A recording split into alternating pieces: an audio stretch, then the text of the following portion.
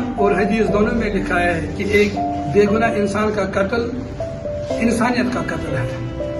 پہلگام میں جو کچھ بھی ہوا ہے بالکل غلط ہوا ہے.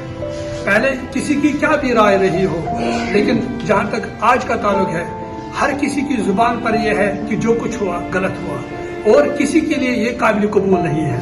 اور گورنمنٹ سے ہم گزارش کریں گے کہ گورنمنٹ اس کا اسٹرانگ ایکشن لے تاکہ دوبارہ ایسی کوئی حرکت نہ کرے، اور دوسروں کے لیے یہ عبرت کا سبق ہو دوسروں کے لیے، اور تاکہ جموں کشمیر میں جو امن ہے وہ دوبارہ لوٹ آئے اور ایسی حرکت کبھی دوبارہ نہ ہو.